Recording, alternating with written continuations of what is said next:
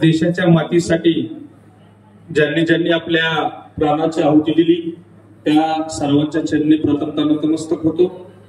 व्यासपीठावर उपस्थित कामदार दमदार असे गेवरा तालुक्याचे परमनंट आमदार आदरणीय विजयराजे फडणवीस साहेब, व्यासपीठावर उपस्थित ज्यांच्यामुळे सगळ्या विरोधकांच्या झोपी उडल्या, तालुक्यातलेच नव्हे तर जिल्ह्यातले विरोधक एका जागेवर झाले ते म्हणजे महेश अण्णा दाभाडे,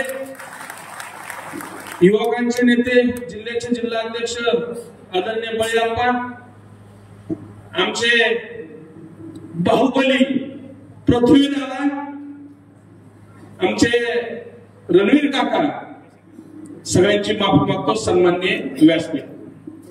खऱ्या अर्थानं युवकांचा मेळावा आहे। आता उगाच आम्ही आताच आमचं जोर काय आमची चर्चा झाली, उगा ट्राय करू युवक व्हायचा प्रयत्न करतो जिंच्या बॅटरी घालून।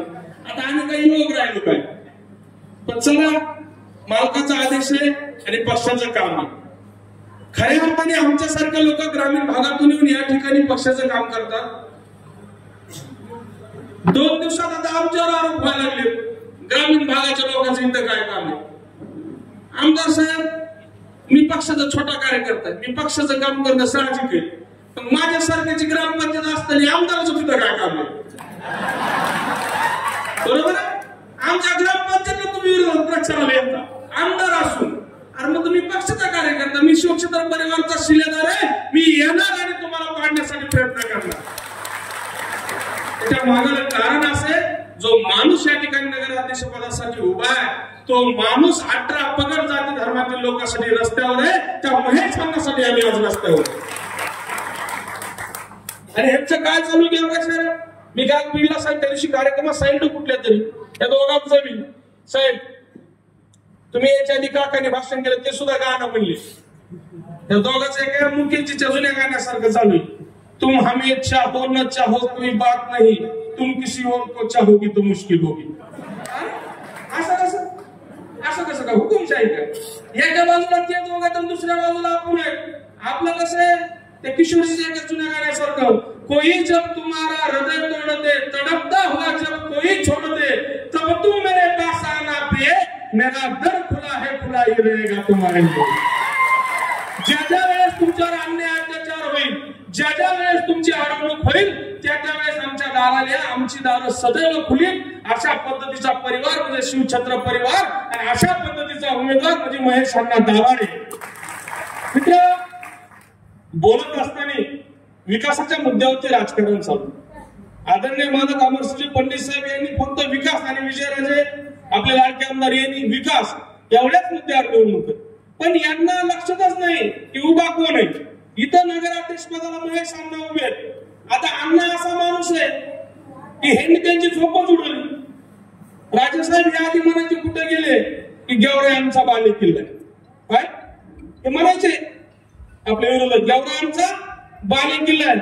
5 व्यासपीठावर पहा, महेश अण्णा नगराध्यक्ष राहिले, विनोद शेट आहेत, कितीतरी लोक नगरसेवक राहिलेले, हे लोक या बाजूला आहेत। जे तुमचा बाले किल्ला ठरत होते का ते लोक या बाजूला आहेत। म्हणून आज सांगा वाटतं राजेसाहेब, किल्ला आमच्याकडे, खाली बाम राहिले, किल्ला हा आमच्या बरोबर आहे। बरोबर आहे का? तुमच्याकडे जे राहिले ते सगळ्याला माहिती। आणि मी आवर्जून सांगणार, नात्या गोत्यात इतिहासच आहे यांचा, नात्या गोत्यामध्ये तेढ निर्माण करून स्वतःची राजकीय पोळी खाताची। कृपया मी हात जोडून विनंती करेन, आम्हीही कुणाच्या नात्यात येतो, नात्या गोत्यापर्यंत वाद जाईल अशा पद्धतीचं राजकारण तुम्ही या ठिकाणी करू नका। जिल्ह्याचं राजकारण पाहिलं तर साहेब हसायला यायला लागले, आणि या तालुक्यात काय झालंय कळाच ना। आज मी सोशल मीडियावर पाहतोय कुणीतरी दुसरीकडेच बोललंय आणि त्याच्या क्लिपिताला भाजप व्हायरल करते, समजणे वाले इशारा का ते काहीतरी म्हणले, हादो काय एहसास करा देंगे ताला पास काहीतरी आहे कोणतरी बोलले। मला त्यांना सांगायचंय, हमारा पानी कम होता देख किनारे पे घर मत बसा लेना, हमारा पानी कम होता देख किनारे पे घर मत बसा लेना, अरे हम समंद है लौट के आएंगे और तुझे बहा के लेके जाएंगे, फिकर मत कर। सगळ्याच हिशोब होईल ज्या वेळेला। आणि कळत एक आणखी नाही, बीडवर येते त्यांनी दहारा घालून घेते, पण आपण काय चाललंय आणि गावाकडून आलं तर दुःख फिरत हे बिडून येते तर काय करते ते कसं झालं माहिती का? आमच्या गावाकडून म्हणे लग्न लोकांचं नसतं येडे भोकाचं.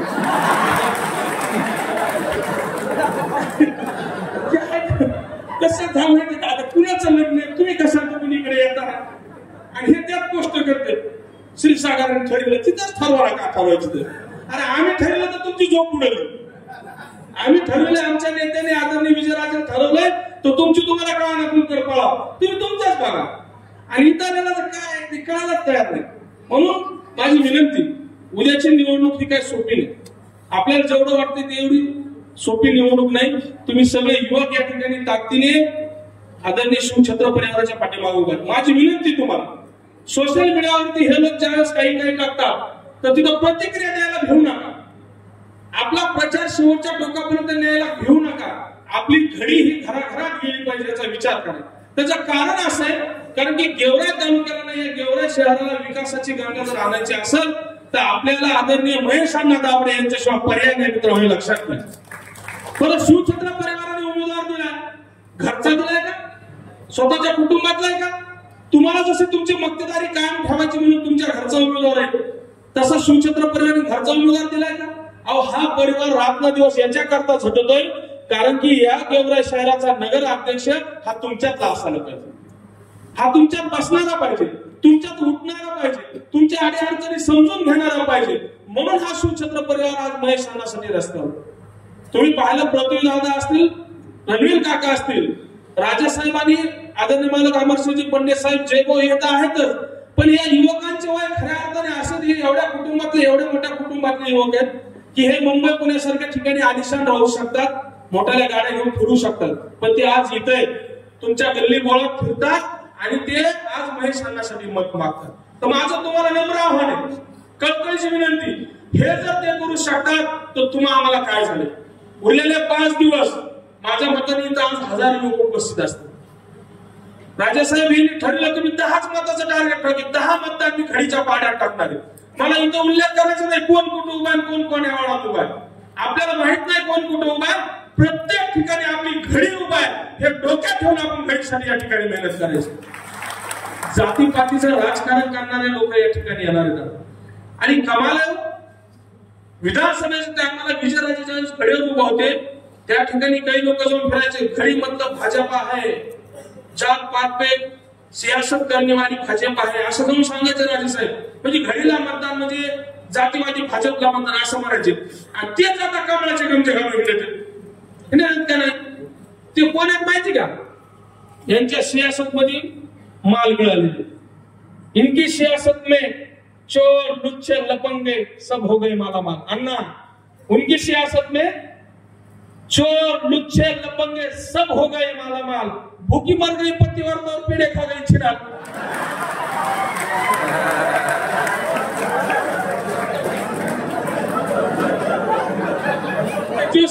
संतोषराव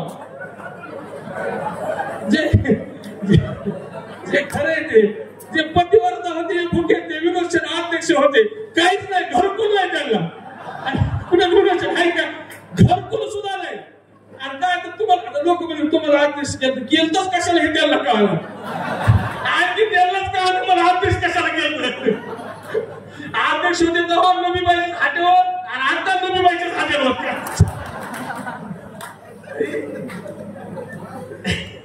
काय आम्हाला सांगायचं की आम्हाला बोलायला लावू नका. आम्हाला बोलायला लावू नका. आम्ही बोलायला लागलो तर नेत्याची गरज नाही. आम्हीच पाहता बोलायला लावू नका. विनंती विरोधका विकासावर निवडणूक होऊन द्या. विकासाच्या मुद्द्यावर चालू द्या. अनेक गोष्टी बाहेर काढायच्या नाहीत आज पण वेळ आली तर काढावी लागते ना. तशी वेळ कुठून आली. त्यामुळं कळकळीची विनंती समाजासाठी झटणारे लोकांसाठी झटणारे अहोरात्र तुमच्या आमच्यासाठी उभे असणारे महेश अण्णा नगराध्यक्ष पदाचे उमेदवार आहेत. आणि प्रत्येक नगरसेवक तपासून पहा तुमच्या कुणाच्या ना कुणाच्या कामाला पडणार आहे. याच्यापेक्षा मी त्या दिवशी बोलताना कुठेतरी सांगितलं साहेब निवडणुकीच्या काळात तुम्हाला बोलणारे कुणी भेटते. तुम्हाला बोलणारे निवडणूक आली की जे घालणारे भेटतात. आता सलाम आले निवडणूक आल्या. निवडणुकीच्या काळात तुम्हाला बोलणारे भेटते पण निवडणूक संपल्यानंतर तुमचं बोलणं कोण ऐकू शकतं त्या उमेदवाराला मतदान करायचं. निवडणूक संपल्यावर तुम्ही कुणापेक्षा तुमचं मत मांडू शकता त्या उमेदवाराला मत करायचं. तुम्ही प्रामाणिक सांगा. उद्या महेश अण्णा नगराध्यक्ष झाले तुम्ही तुमची काही अडचण सांगू शकता नाही त्यांना कुठं बी. तुम्हाला काय वाटणार आहे का अण्णाला बोलायला? भीती वाटणार आहे का? नाही आता 7 वाजले कसे त्यांची झोप मोडू 8 वाजले. त्याच्या सकाळी 9ला फोन लावता विचार करता का? कारण 9 वाजता अण्णाची झोप झाली असं का नसेल असं नाही तुमच्या मनात यायचं. 5 ग्राउंडवर असतो माणूस. ते का पाटील नाही, ते आपल्यातला माणूस होय. लवकर उठतोय, लवकर सेवेत असतोय. त्यामुळे आपल्यातला माणूस निवडून द्यायचा, आपली सेवा करणारा माणूस निवडून द्यायचा. प्रत्येक वार्डातला नगरसेवक यांचा नजर मारून पहा. सगळे झटणारे लोक आहेत. आमचा एक बी बैल बशा नाही, एक बी बैलच म्हणलं. बैलाचं मी उदाहरण सांगतो का म्हणलं. मी शेतकरी, आम्ही बाजारात अन्न बैल घ्यायला गेलो ना, बैल चांगला बघतो पण आधी हे विचार करतो काम कमी का करीना, पण मार काय का बिगर मार काय. बरोबर आहे नाही? तर मग आता उद्या निवडताना विचार करायचा अध्यक्ष पदाचा उमेदवार निवडताना मार काय का बिगर मार काय. नाही तर त्याला काम सांगायला जावं तरी काठी काढ. असं काही कामच आहे का? म्हणून आपला बिगर मार्क माणूस आहे. एखादं काम कमी जास्त होईल, काही म्हणलं तरी ऐकून घे. सगळेच नगरसेवक तसेच.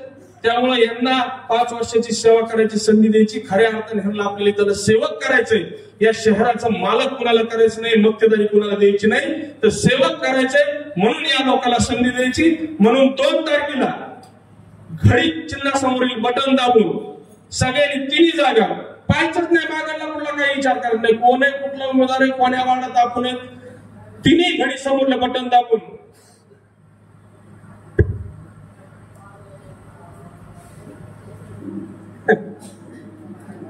आता ते सगळ्यात माहिती ना. म्हणून चिठ्ठी आली, पवार परिवाराने दगड दिले आणि शिवचंद्र परिवाराने माणसं उभा केले. बरं आता मला सांगा, हे जे माणसं होते का हे सुद्धा तिकडे होते तर दगडच होते. वाईट वाटून घेऊ नका, अधिकारच नव्हतं तुम्हाला. पण हे दगडाचे माणसं कुठे झाले? शिवचंद्र परिवाराच्या सानिध्यात आले आणि दगडाचे माणसं झाले. खऱ्या अर्थाने हे हिरेच होते तेव्हा सुद्धा, पण पितळाच्या अंगठीत बसले. हिरेला किंमत नाही, त्यांना नाही. आमच्यासारखे गारकुटीच आहेत. गारकुटीत आम्ही हिरे नाही, गारकुटीत पण या सोन्याच्या अंगठीत बसलो आणि त्यांच्या बरोबर आमची सुद्धा किंमत वाढली. म्हणून सर्वांची किंमत वाढण्यासाठी 2 तारखेला घडी समोरलं बटन आणि 3 तारखेला महेश अण्णाच्या आणि शिवचंद्र परिवारावरची गुलाल. उदयाशिवाय स्वस्त बसत नाही असं आवाहन करतो आणि थांबतो. जय हिंद, जय महाराष्ट्र.